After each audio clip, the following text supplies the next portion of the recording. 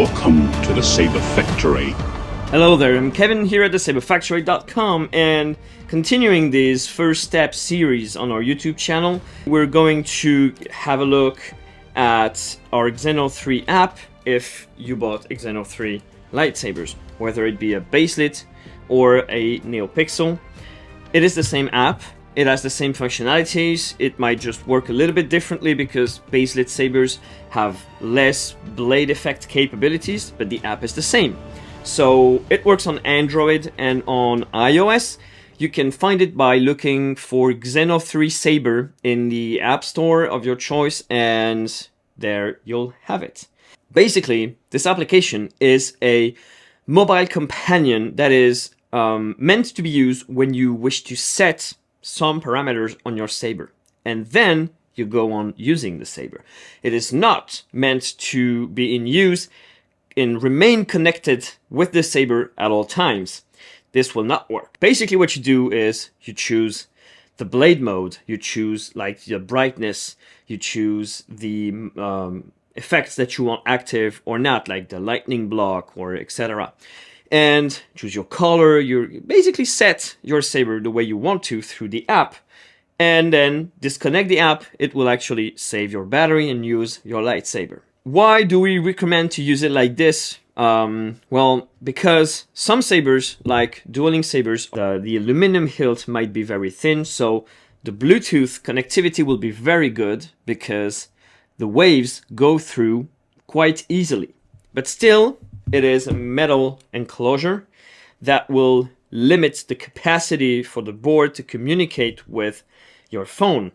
You do not want your lightsaber to have like an antenna or to be, poked with holes everywhere for the sake of Bluetooth connectivity.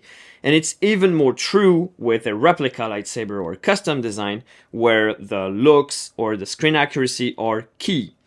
So the compromise is that basically dueling saber will never have too much of a hard time. For as long as they remain within a couple meters from each other, they will always work together. But if you do have a lowest rated Bluetooth connectivity, you can look at it on all of our saber description, you have a rating. Well, this means that you might have to either keep the pommel, because this is where you will find some holes for the sound to come out, very close to your Bluetooth antenna on the phone, or you will need to remove the pommel for the connectivity to be better, or you might even have to remove the slide-out cord entirely from the hilt so that now there is no metal around and the connectivity is great. And then you can connect to your saber and you can control it through your app, prepare your settings, then close it, reinsert it, and get on with it. For iOS users, it is very simple. You just have to have Bluetooth on, and when you connect your saber for the first time, it will just ask you, do you want to connect to the saber? If you're an Android user, you'll have to go to your control center and make sure that location is also active. You can't just have Bluetooth. You also need to have location active, or it will not work. So yeah, make sure you have location active on an Android. Also, some troubleshooting with the app. As I said, depending on the hilt design, you might have a better or a lower connectivity to your phone.